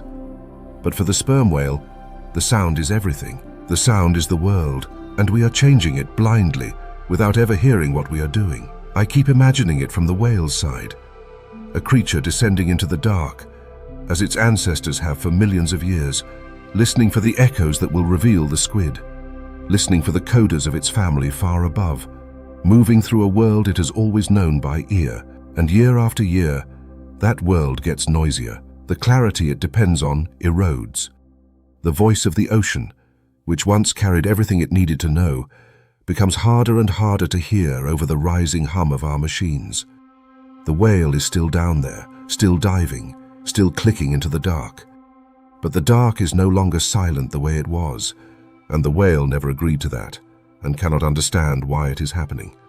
I do not want to leave this entirely bleak, because awareness is growing, and there are real efforts to reduce ocean noise, to quiet ships, to regulate the loudest activities. We can lower the volume if we choose to. It is, in some ways, one of the more fixable harms we have caused, because sound, unlike plastic or carbon, stops the moment you stop making it. Turn off the source, and the ocean grows quiet again. Tell me in the comments how it strikes you to think of the sperm whale as a civilization of sound. Because, for me, that reframing changes everything. We are not just sharing the ocean with a giant. We are sharing it with a culture, a society held together by a language of clicks in the dark. And the most haunting question this video can ask is a simple one. What does it mean that we are changing the voice of the ocean without ever once stopping to listen to what was already being said? That is the 12th chapter, The Voice in the Dark. A sound-based civilization, moving through a world we are slowly drowning in noise. After the last 2 chapters, I think we have earned a lighter one. We just spent a lot of time in the dark, with the deep-diving sound civilizations and the warming seas and the noise pollution and the slow tragedies of the ancient survivors. It got heavy. So, let me introduce you to an animal that, frankly, refuses to be part of a sad story. An animal that looks at the chaos of the new ocean, shrugs and says, "Fine. More for me." This is the crab. And the crab is, in my honest opinion, the single most unbothered animal in this entire video. Here is what I love about the crab, and why it belongs in a video about the new ocean. Almost every other animal we have looked at has a vulnerability. The turtle is too slow. The grouper is too specialized. The dolphin and the whale depend on a quiet ocean. The manta depends on invisible food roads. The anemone depends on its partners. Each of them is in some way dependent on the world staying a certain way. Each of them has a weak point that the new ocean can press on. The crab does not really have one. The crab is the animal that figured out a very long time ago that the secret to surviving anything is to need nothing in particular and to be willing to eat almost everything. Let me make the case. What does a crab need? Not much. It does not need a pristine reef. It does not need a specific prey species. It does not need a partner. It does not need clear water or a quiet ocean or invisible plankton highways. The crab needs a place to hide, something to eat, and a chip on its shoulder, and it has an abundant supply of all 3. Crabs live on coral reefs. They live in tide pools. They live on sandy bottoms, in mud, in mangroves, under rocks, in the deep sea, in estuaries, and yes, all over the human-shaped coastlines we have built. Crowded harbors, polluted shores, jetties, piers, the messy industrial edges of the ocean where the prettier animals will not go. The crab is there. The crab is fine. The crab found a leftover and a crevice, and it is doing great, thanks for asking. And the diet. The crab is the ultimate "I'll eat that" animal. It scavenges dead matter, cleaning up the corpses and scraps that sink to the bottom. It hunts small live prey when it can catch it. It steals food from other animals, darting in to grab a falling scrap before a slower creature can react. It will eat algae, detritus, the remains of whatever larger predators left behind. The crab is not a specialist hunter waiting for the perfect meal. The crab is a garbage disposal with attitude. And in a messy, disrupted, leftover-strewn ocean, being willing to eat the leftovers is a tremendous advantage. While the specialists starve waiting for the food they evolved to eat, the crab is happily cleaning up the wreckage. This is why disorder suits the crab. When an ecosystem is healthy and tightly balanced, every niche is occupied, every resource is claimed, and there is fierce competition. But when order breaks down, when things die, when the system gets messy and chaotic and full of scraps and abandoned spaces, that is exactly the environment a generalist scavenger thrives in. The crab does not need the ecosystem to be perfect. The crab arguably does better when it is a bit broken, because a broken ecosystem produces leftovers, and leftovers are the crab's whole business model. When the ocean gets messy, the crab does not panic. The crab rolls up its sleeves, or whatever the crab equivalent is, and gets to work. And here is where I have to talk about the crab's personality, because the crab has one, and it is the personality of an animal that will fight anyone over anything. Crabs are intensely territorial. They fight constantly. They fight over shelter, over food, over the best crevice, over a piece of rock the size of a coaster. 2 crabs meeting on a contested ledge will square up, raise their claws, posture, threaten, and brawl. The crab's solution to almost every problem is to approach it with claws raised and confidence that vastly exceeds its actual size. The crab is the animal at the bar that will start an argument with someone 3 times its size and somehow walk away having gotten its way. It does not win because it is the strongest. It wins because it absolutely will not back down, and it is genuinely too stubborn to know when it should.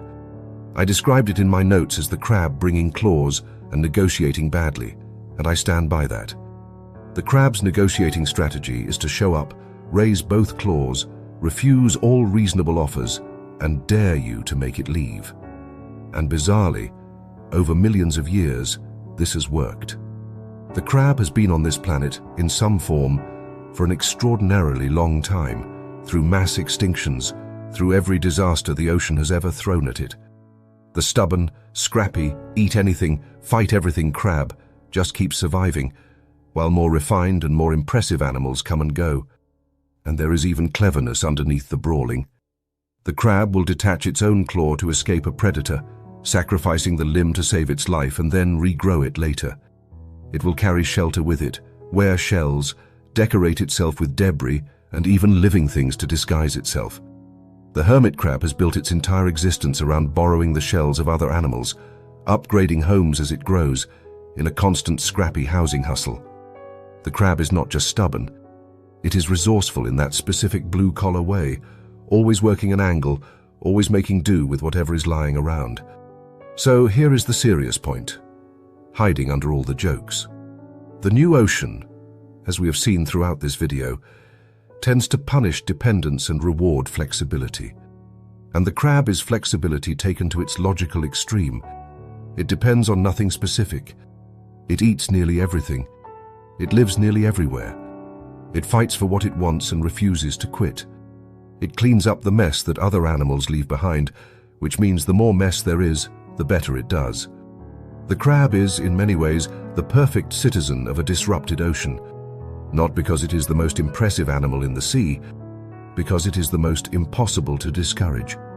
I find something genuinely admirable in that, and a little bit funny and a little bit telling.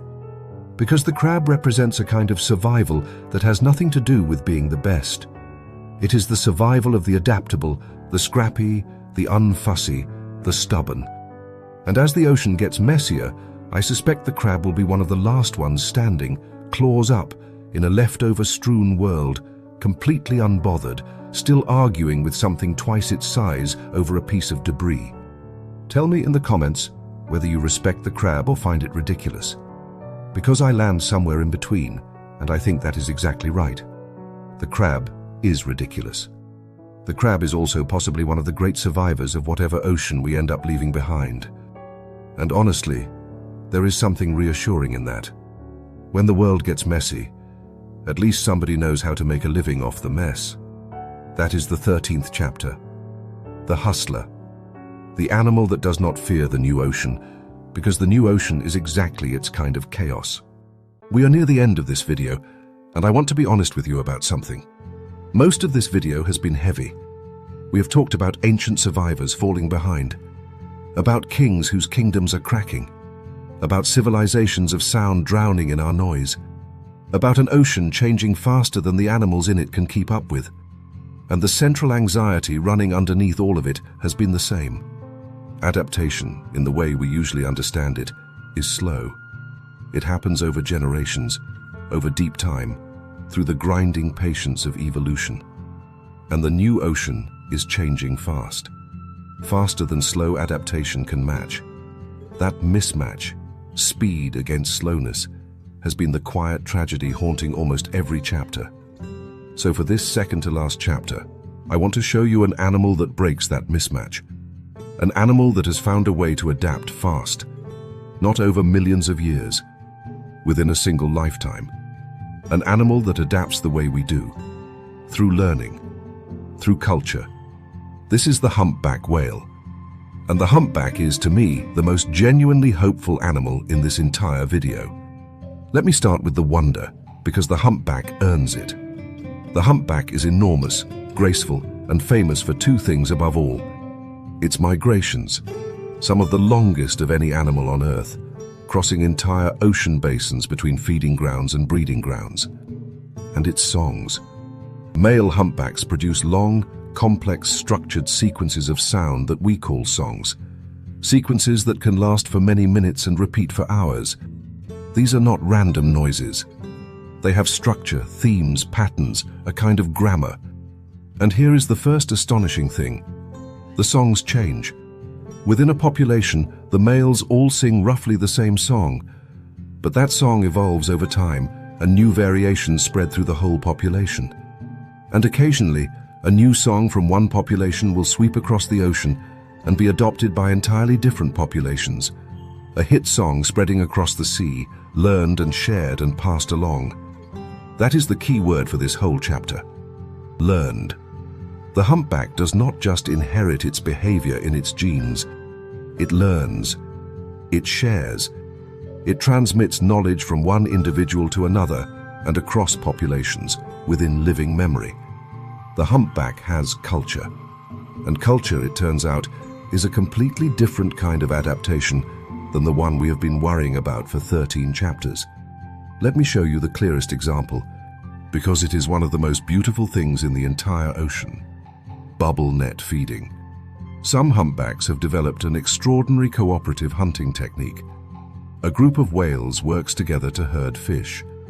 They dive beneath a school, and then, swimming in a coordinated spiral, they release a curtain of bubbles from their blowholes. The bubbles rise in a shrinking circle, forming a net, a wall of bubbles that the fish will not swim through. The fish get corralled into a tight, panicked ball in the center. And then the whales surge up through the middle, mouths open, engulfing the concentrated school in one coordinated rush. It requires timing. It requires roles. It requires cooperation and communication between individuals. It is a genuine team strategy. And here is the part that matters for this video. Bubble net feeding is not instinct. It is not hardwired.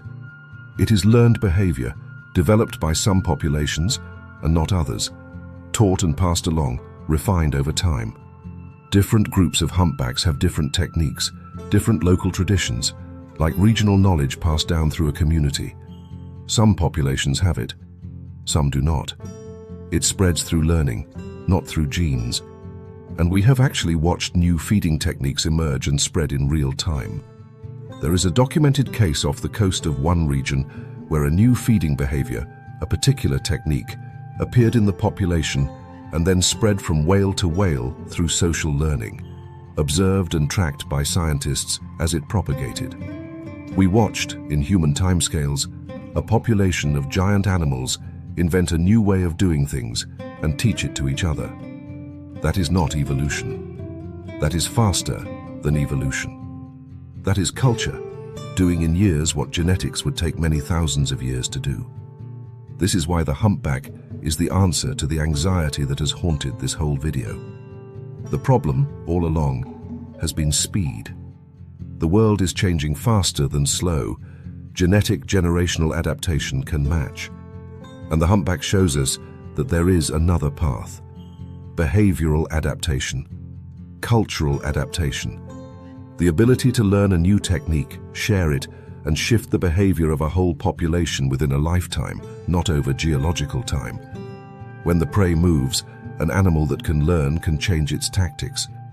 When conditions shift, an animal that can teach can spread the solution. Culture is adaptation at the speed of learning, and learning is fast enough, potentially, to keep pace with a fast-changing world. Think about the contrast with the green sea turtle from earlier.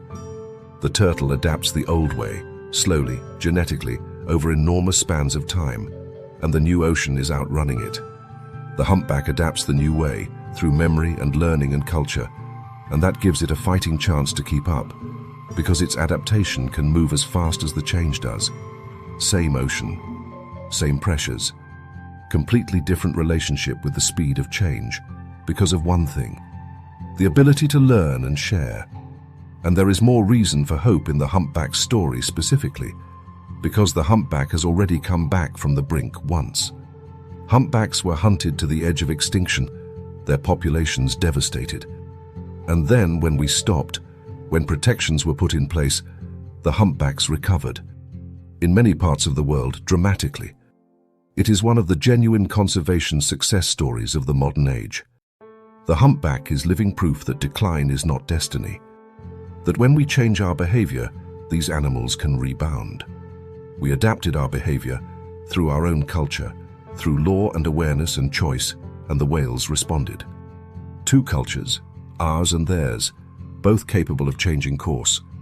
So the humpback offers something the rest of this video has mostly withheld. Hope. Not naive hope, not the pretending that everything is fine because everything is not fine, but real, grounded hope. Because the humpback demonstrates that not every animal is doomed by the speed of change. Some animals respond with memory, with cooperation, with invention, with the ability to learn a new way and pass it on. And those animals have a chance, even in a fast world, precisely because their adaptation can be fast too. I find genuine comfort in that, and I think you should too. Because the deepest fear in this whole subject is that change is simply too fast for life to handle. And the humpback says, not necessarily. Not for the animals that can learn. The ability to learn, to teach, to share knowledge, to invent new solutions and spread them through a community may turn out to be the single most valuable trait in the new ocean. And it is, perhaps not coincidentally, the same trait that has carried us this far. Tell me in the comments what it means to you to learn that whales have culture, that they invent techniques and teach them to each other and spread songs across oceans. Because to me, it reframes the entire problem. The animals most likely to survive the new ocean may not be the strongest or the most ancient. They may be the ones that can do what we can do. Learn fast and share what they learn. That is the 14th chapter, the ones that learn. And it is the closest thing to hope this video has to offer, which makes it the right place to stand, just before the end. We have come to the end, and I made a choice about how to end it. I could have closed this video with a giant, a whale, a great predator, something powerful and dramatic to leave you with a sense of awe. That is how these videos usually end, with scale, with majesty, with the biggest thing in the room. I did not want to do that, because I think it would have told you the wrong thing. This whole video has been about who survives the new ocean and who does not, and the answer, again and again, has not been about size or power. So to end on a giant would be to end on a lie. Instead, I want to end on something small, something fragile, something almost unbearably beautiful. Because the truth about the new ocean is best told not by what is mighty, but by what is delicate. And the most delicate, most perfect, most quietly heartbreaking animal I can show you is this one, the leafy sea dragon. If you have never seen one, let me try to describe it, though description struggles to do it justice. Imagine a slender, fragile creature, related to the seahorse, drifting through a forest of seaweed off the temperate coast of southern Australia. And growing from its body, all along its back and sides and head, are dozens of long, flowing, leaf-shaped appendages, translucent and tinted in soft golds and greens, that drift and sway in the current exactly like the kelp around it. The animal does not look like a fish. It looks like a piece of living seaweed that learned somehow to swim.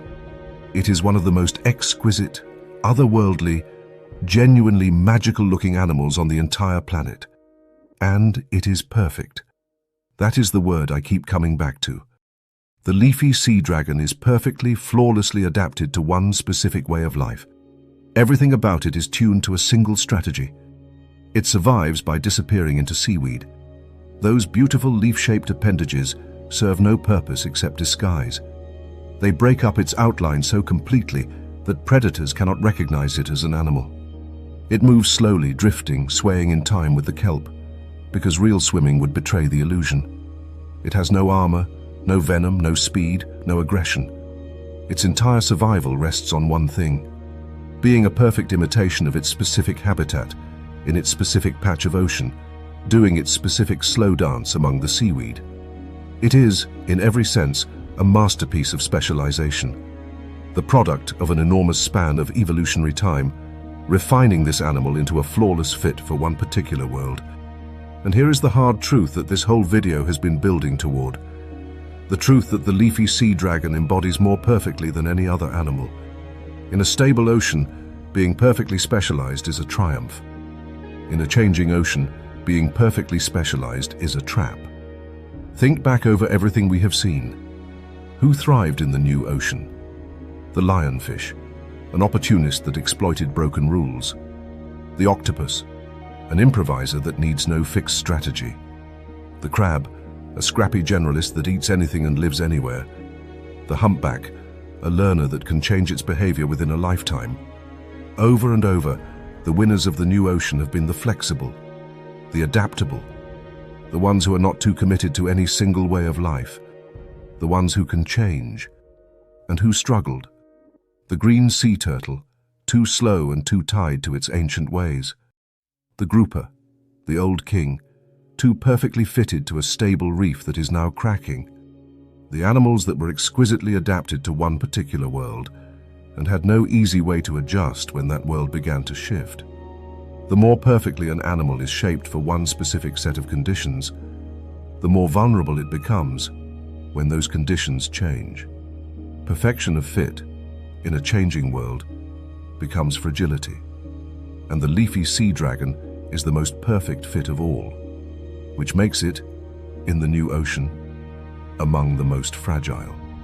It depends on its specific seaweed habitat, in its specific cool coastal waters, doing its specific slow disguise.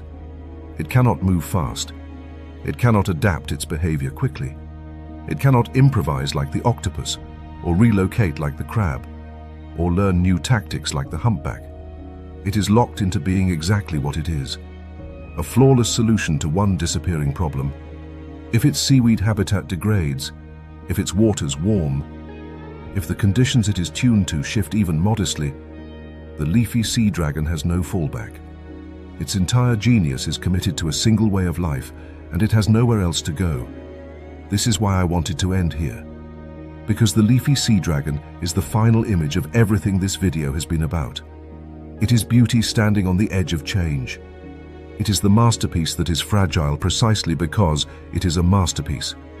It is the proof that the new ocean does not necessarily reward what is most beautiful, or most perfectly adapted, or most refined by deep time. It rewards what can change. And the things that cannot change, even the most exquisite things, even the most perfect things, are the ones most at risk of being left behind. There is a real grief in that, and I do not want to hide it from you. We could lose animals like this, not because they did anything wrong, not because they failed, but because they succeeded too completely at fitting a world that is now slipping away. The leafy sea dragon is so perfectly adapted that it has, in a sense, bet everything on the world staying the way it was. And the world is not staying the way it was. But I do not want to leave you only in grief, because the humpback taught us something in the chapter before this, and I want to hold on to it here at the end. The humpback showed us that decline is not destiny, that when we changed our behavior, the whales came back. The leafy sea dragon's future is not yet written.